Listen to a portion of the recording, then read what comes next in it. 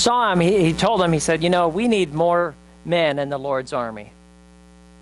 And he said, well, Pastor, I am in the Lord's army. And he goes, well, I don't see you around here very much. And he goes, well, that's because I'm in the Secret Service. Well, I want to tell you, God is not looking for Secret Service agents. God is not looking for Secret Service agents. God is looking for sold-out believers of Jesus Christ. God is looking for people who are willing to lift high his banner, to exalt his name, to lift up his name. If the world around you, if you are working with the same people, if you're living under the same roof, and they don't know you're a Christian, then there's a problem. God is looking for people who aren't ashamed to call Jesus Christ their Lord and Savior, who aren't ashamed to boldly say, I belong to him, my heart is to him, and I'm going to worship, I'm going to praise, I'm going to seek him, and I'm going to live my life for him. When we think about waving a banner, Reese over here, I almost said Rich. Reese had all these hats, right? We think about raising a banner. And I asked him, I said, so do you have your cards cap in there, if I can talk today? And of course, he doesn't have one. You're not going to see Reese wearing cardinal red. My guess is you're not going to see Rich wearing Cubs blue, right? It's just not going to happen. Because for both of these guys, they've made it very clear where their allegiance lies. And by virtue of being a Cubs fan, you can't vote for the Cards, and by vote a Cards fan, you can't vote for the Cubs. Isn't that the way it works? In fact, you vote for whoever is playing against them.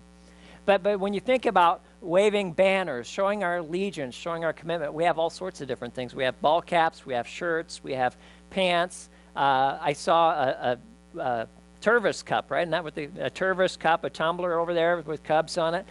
People put bumper stickers on their cars. I remember times that I've seen a baby dressed from head to toe in Cubs or Cardinal gear. I'm like, this poor kid doesn't have a chance, right? And I have walked into rooms and homes.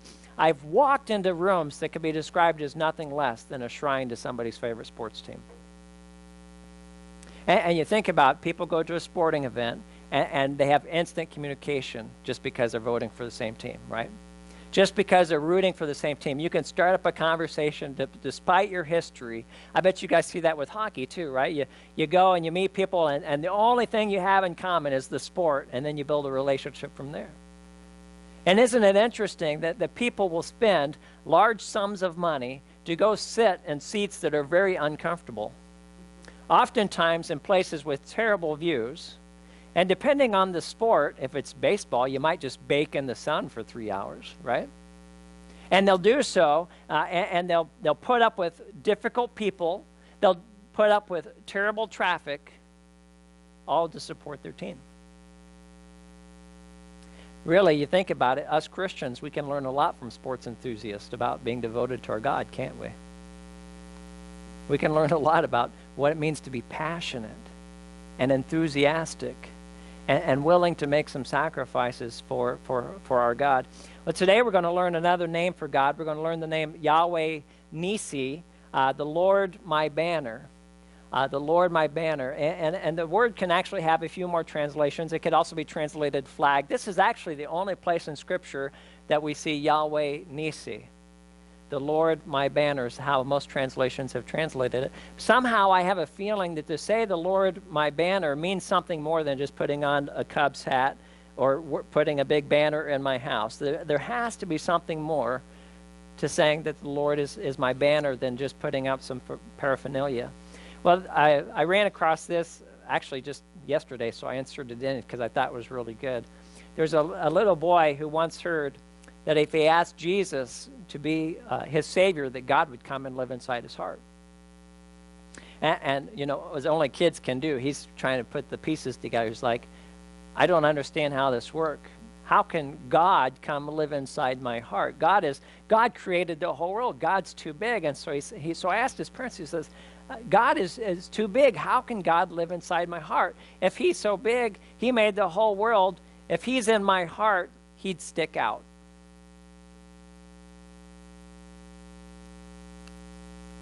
The boy's right, isn't he?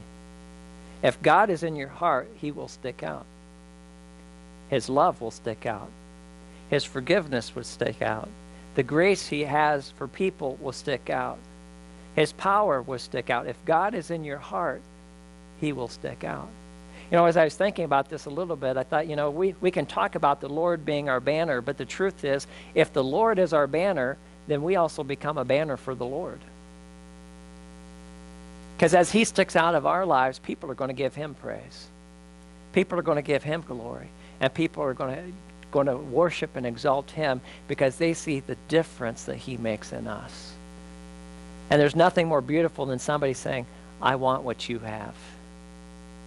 How do you have that kind of peace? How do you have that joy? I want what you have. So as we think about Yahweh Nissi, the Lord my banner,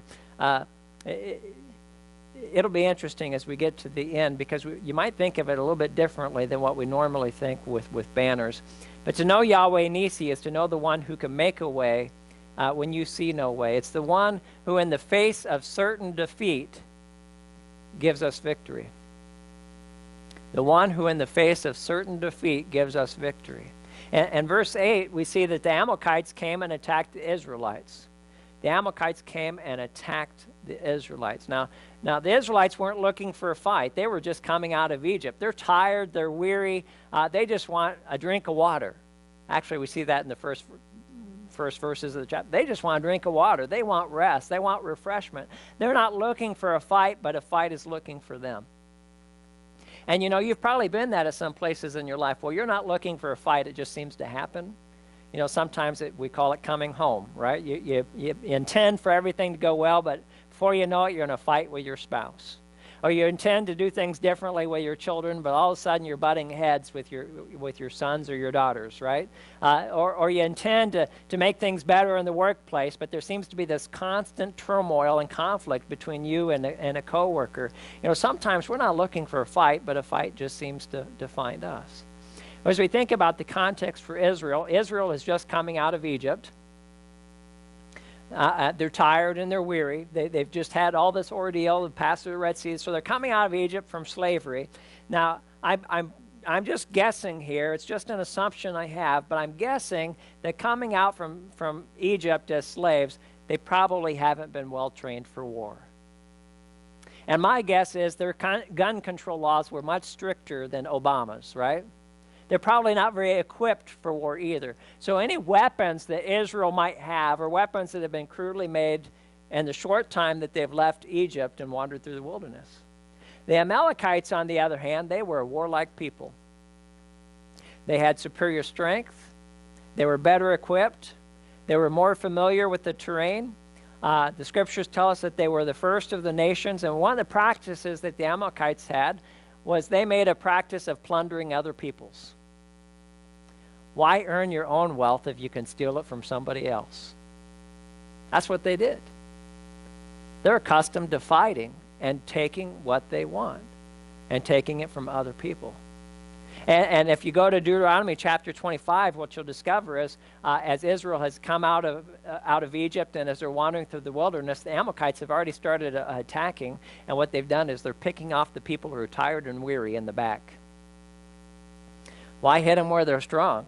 Let's get them on the tail end, right? So they're picking off the people who are tired and weary. I don't know if you've noticed this or not, but when you're tired and weary, it seems like everything's a challenge, isn't it? And when you're tired and weary, it seems like when it rains, it pours. It's one thing after another. As soon as you finish one challenge, as soon as you overcome one hardship, there's another one to come in its place. When you're tired and weary, what also happens is you become very hypersensitive, and so you exaggerate everything negative that happens. It's always a bigger deal than it really is. And people might start to say things like, why are you so cranky? Because you say things you wouldn't normally say. You do things you wouldn't normally do. You act out of character. Now, if somebody says, well, that's just who they always are, well, then that's a problem, right? That means we need a heart change if you're always cranky and irritable. But when we're tired and weary, we're prone to fall to attack. We're prone to fall to temptation. And we're prone to struggle spiritually if we're physically tired and weary, because what happens spiritually is we stop seeking after God. because I'm tired and I'm weary and I just don't feel like it tonight. I don't feel like opening my Bible. I don't feel like saying my prayers. It's so much easier to sit in front of that TV and watch some television program that's not going to do my spirit any good at all. But it's a lot easier than seeking after the face of God. So the people of Israel, they're tired and they're weary and they're open to attack. Now, what we find often is when you feel like disconnecting, because sometimes people just feel like disconnecting, it's like, well, I know I should go to church, but I just don't feel like it. And what happens is one Sunday turns into 2 Sundays, turns into 3 Sundays, right? Turns into 4 Sundays. Then all of a sudden you're like, I don't remember the last time I was there. But when you feel like disconnecting is when it's most vital to remain connected. When it's most vital to keep waving his banner and to knowing that you're under his banner, because here's the thing that often happens is when we praise God in the face of the enemy, in the face of the hardship, the challenge, whatever it may be, it rallies our spirit, which is another purpose of banners, right? It rallies our spirit. How many times have you had one of those days you're like, I don't feel like going to church today, but for whatever reason, you're able to drag yourself here. But when you leave, you're like, I'm so glad I was there. Your circumstances didn't change. The hardship's not changed. It's still there. But when you leave, your spirit's been rallied because there's been something about praising God, about remembering who he is, and remembering that he's on your side. There's just something about that rallies your spirit, that gives you a breath of fresh air, that gives you encouragement and gives you strength for whatever challenge you're facing, isn't there? When we feel like disconnecting, it's most vital that we remain connected, because he rallies our spirit under his banner. When we begin to neglect little things, then the big begin to crumble. And so if we start neglecting things like worship and praise and reading our Bible, studying our Bibles, because that's a lot better than just reading them, right? And prayers, when we begin to neglect the little things, big things begin to crumble. But as we go back into our text, Moses, they're facing this battle with the Amalekites, and Moses says to Joshua in verse 9, he says, choose some of our men. And what we need to understand is he's not looking out at this powerful military force, but like, you know what, we have a great military out there, take the few guys that you need and go wipe these guys out. It's more of a challenge to Joshua. You have an army you need to put together, and you have a day to do it. Talk about feeling ill-prepared. I could just kind of see Joshua. He's going around in the midst, right? He's like, oh, wow, you actually have a sword. You're in. Oh, you have a knife. Join the club.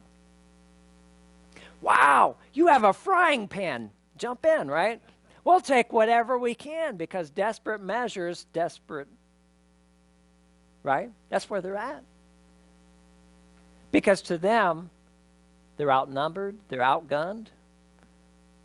They don't have a chance against Amalekites. They're tired and they're weary, and the hardships are before them. And so when we think about the Amalekites were superior to Israel in every way except in their God. Superior to Israel in every way except in their God. And so in verses 9 through 11, we read, Moses said to Joshua, choose some of our men and go out to fight the Amalekites. Tomorrow I will stand on top of the hill with the staff of God in my hands. So Joshua fought the Amalekites as Moses had ordered, and Moses, Aaron, and Hur went to the top of the hill. As long as Moses held up his hands, the Israelites were winning. But whenever he lowered his hands, the Amalekites were winning. As Joshua fought in the valley, Moses interceded on the hill. And the staff represents their dependence on God for power and victory. You might remember this is the staff that God gave to Moses. He said, go to Egypt, bring out my people, I will be with you. Here's my staff. This is a special staff, right? It's a staff through which he used the power of God to call on the plagues of Egypt. It's the staff that he had put in the Red Sea to part the waters. The staff represented their dependence, not on their own strength, but on the power of God for victory. And what you see in this account is that prevailing in the physical is intrinsically linked to persevering in the spiritual. The battle in the valley is determined by the battle on the mountain. As they held up the staff as a picture of being under the power of God, independent on the power of God, they won. But when his arms grew tired and weary, what happened? They were outmatched, and they would begin to lose. It's the difference between operating in the strength that God gives us and the operating in the strength of ourselves. And when we think about life, we have to remain connected to God as we engage in the battles of life. And as we engage in the battles of life, we need to remain connected to God. You know, it's not I go to church, I'm good to go for the rest of the week. There's this picture of we need both going on simultaneously. That's the whole reason why we use the phrase around here a lot, connecting faith to life. We need to have both happening simultaneously. As I'm trying to work out issues in my marriage, I'm doing it while I'm very aware of the presence of God and how God would have me run my house. If I'm dealing with my children, I'm very aware of the presence of God and how God would have me raise my children, right? You know, there needs to be this connection between what's going on spiritually and what's going on physically if we want to find victories in life. This is part of what it means to know God as our banner. It means we're doing things his way, that we're aware of his presence and that we're operating under his strength. You know, Yahweh Nissi, here's the beautiful thing of what the Lord our banner, what Yahweh Nissi can do.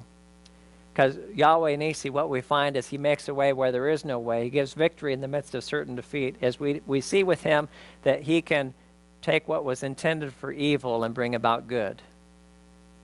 Isn't that what we see in the life of Joseph? Genesis chapter 50, I believe it is, right? Where Joseph is recounting all this story with his brothers. He says, you meant it for harm, but God meant it for good. As we look at God, we see a God who works everything to the good for those who love him. Romans 8. We find with God that we can rejoice even in our trials. That's James 1. We see with God that even in death, we have victory. That's 1 Corinthians 15. Because in the face of defeat, he can bring victory.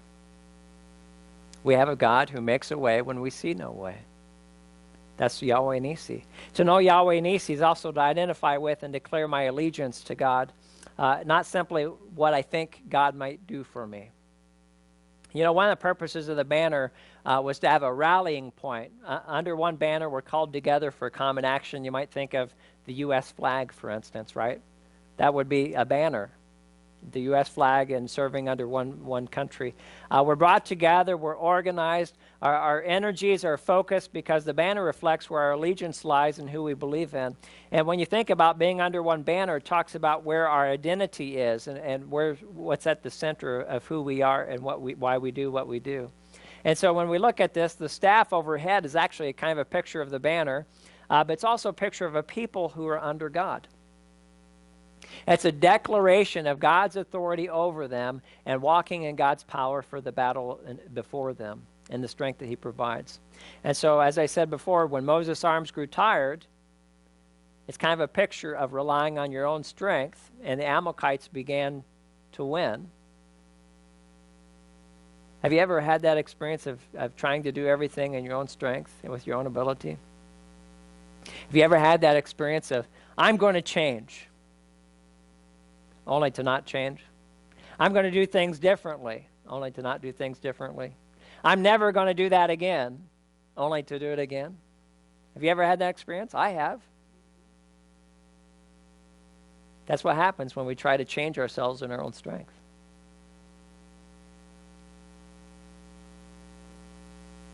But we also know people who have changed.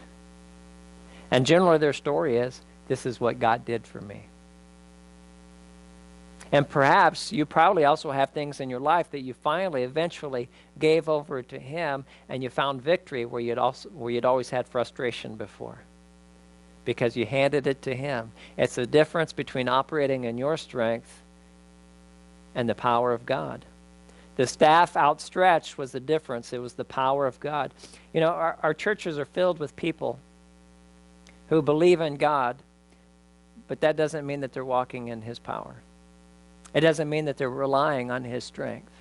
And they're filled with people who believe in God, but You know, it's possible to believe God exists and to believe in God without having a heart that's fully devoted to him. All right? Possible to believe in God without having a heart that's fully devoted to him. In fact, if you look at verse 2, what you find is the people are grumbling. It's not that they don't believe God exists. They're grumbling. They're not happy. They don't like the scenario that they're in, right? They're grumbling. And verse 2, they're quarreling. Verse 3, they're grumbling. Verse 7, they're testing, and they're saying, is the Lord among us or not? And you know, when you come to that place of debating whether the Lord's with you or not, you're already setting yourself up for some kind of attack, aren't you? Never mind that God has just delivered them from Egypt. They've just witnessed the parting of the Red Sea. They've experienced his presence by cloud by day and pillar of fire by night.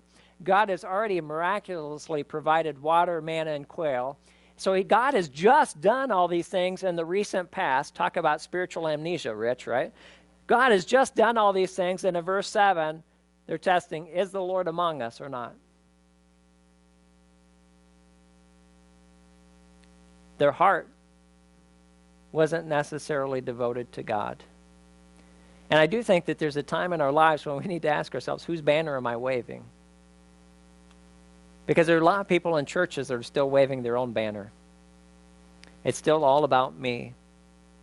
It's all about what God can do for me. It's all about my comfort, my peace. It's all about me. Whose banner are we waving? Are we waving our banner, or are we waving his banner that says we're under him? I pray that we never fall into the trap of seeking the hand of God over the face of God, of looking to God not for who he is, but for simply what we expect him to do for us. Of coming to a place, because this is a place of spiritual maturity, right? Of coming to a place where we can say, I'm content in God. God is enough.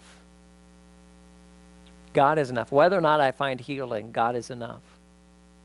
Whether or not the circumstances is removed, God is enough. Whether or not I keep the thorn in the flesh, to use Paul's language, right? Whether or not the thorn in the flesh is removed, God is enough. That's a place of spiritual maturity, right? It's a heart that's devoted to him, more so than to what he does for us. To know Yahweh Nissi is to know that in the Lord there is victory. And some of you are thinking, well, Dan, you already made that point. Well, I think that point needs repeated because too often we live defeated. A lot of people are defeated in their minds before they ever even give God a chance to change their hearts. You're not likely fighting the Amalekites in the same way that Israel did, but you might be fighting the Amalekites in a different way. The Amalekites were descendants of Esau. So to give you just a little background, Esau was Jacob's brother. Jacob was later named Israel, and it's from his line that the 12 tribes of Israel came. So you look at Israel, Jacob is their father, right? So Esau was Jacob's brother, and if you recall, before Jacob became Israel, he kind of took advantage of Esau to gain Esau's birthright. So Esau is hungry. He's hungry. He's hungry.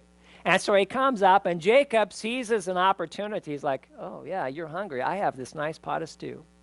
Would you like some stew, bro? Oh, absolutely. I'd like some stew. Well, all it'll cost you is your birthright.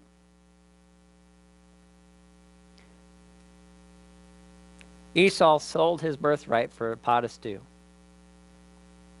That's not a very good exchange, is it? Not a very good exchange at all. But he did do it, right? He gave in to the hungers of his flesh rather than the things of eternal value, things of longer lasting value. He caved into the hungers of the flesh to his appetite. And then later on, Jacob tricked their father, and he stole Esau's blessing. So Esau and Jacob, well, we'll just put it this way, they didn't always have the most brotherly relationship. And there was some hostility between the two. Esau wanted to kill his brother. I'd call that a little hostility. Now, they did reconcile a little bit later on, but that doesn't mean that the family lines necessarily saw reconciliation. And the Amalekites were descendants of Esau. But consequently, some scholars view the Amalekites as a picture of our battle with the flesh. And they kind of play off this idea of how Esau sold his birthright for a mere pot of stew.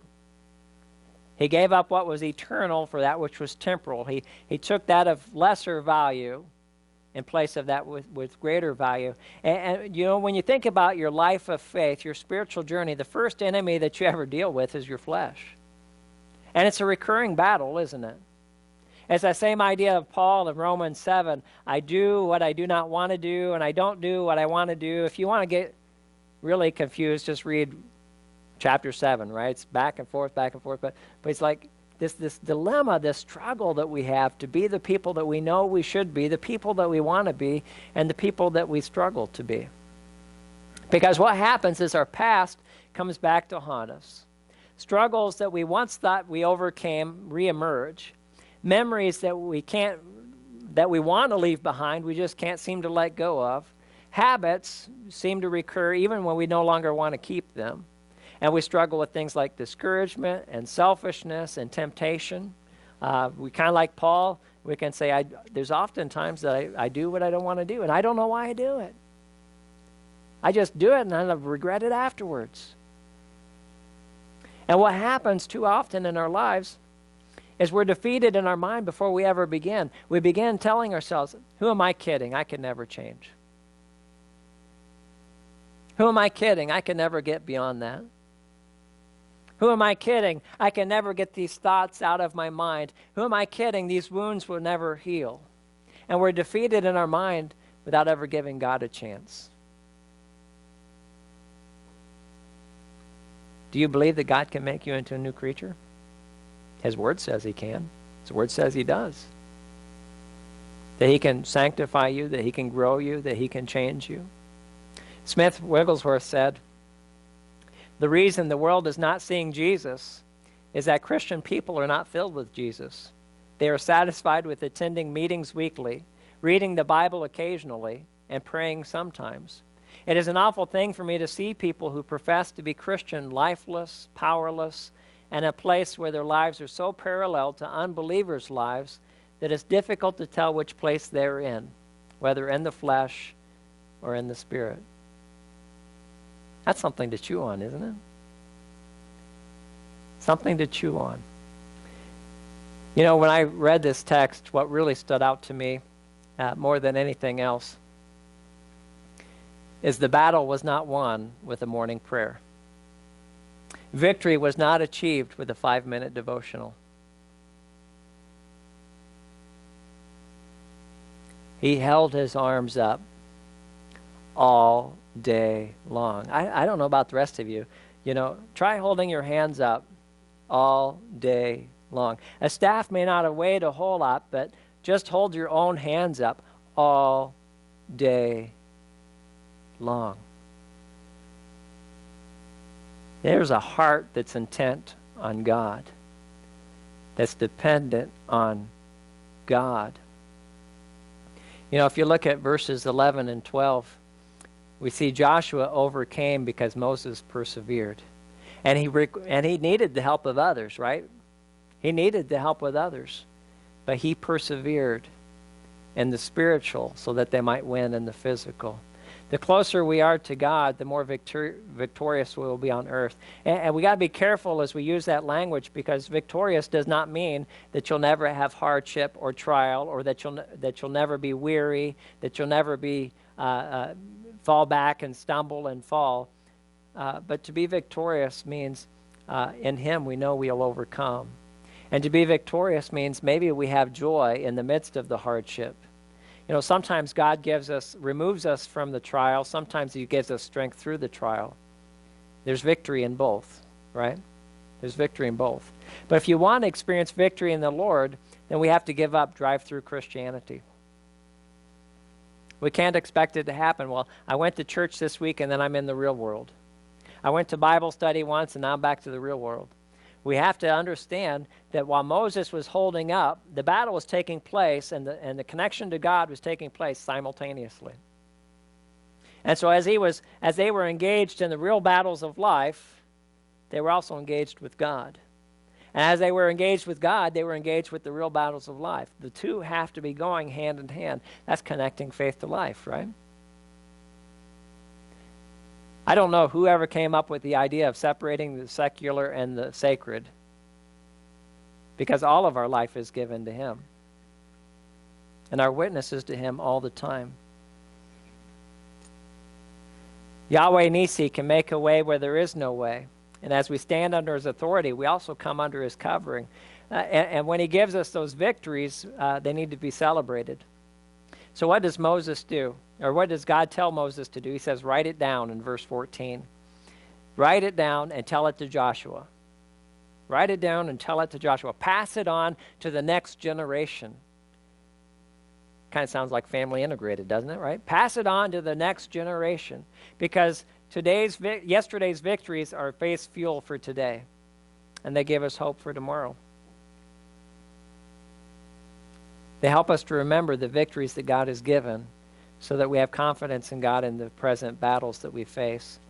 But Joshua fights the battle in God's strength, and they recognize that to God belongs the victory. So to declare Yahweh Nissi is to declare the victory belongs to him. It's to give the credit and the honor and the glory to God. It's to show our allegiance to him and our praise to him. So Moses builds an altar, and he calls it Yahweh Nissi, the Lord is my banner. Now, the way that this is a little bit different, you might have got a little bit of this from the sermon points, is there's another way it could be translated. We usually know it as the Lord is my banner, but another translation that's just as accurate is, I guess I didn't put that on there, the Lord gives me victory. The Lord gives me victory. That's what the actual translation means. The Lord gives me victory. It's not my strength. It's not my doing. The Lord gives me victory. When they look at the Amalekites, as they look at how they were overwhelmed, as they look at how they were over their head, they recognize and they know full well that they may have been engaged in the battle, they may have been in the valley, but it was the Lord who gave them victory, because it was in his strength that it all happened. Now, I don't know what you may be facing today, but I think the first thing to ask ourselves is, does God have our heart? Not a sliver, not a slice, not a part, but does God have our heart? You know, you look at your sports enthusiasts, right? Their teams have their heart. In fact, they go crazy. If you say anything bad about their team, you know who's got their heart, right? Does God have our heart? More than our family, more than our work, does God have our heart? Is he truly our banner? Are we waving his banner? If so, then just keep persevering with him. Keep persevering in him, because there is victory. If God doesn't have your heart, if there's a banner that you're waving over God, you know, even good things, right? If he doesn't fully have your heart, then why keep fighting the battle alone? Allow him to come in and to be to you, Yahweh Nissi. Amen. In your bulletins, you have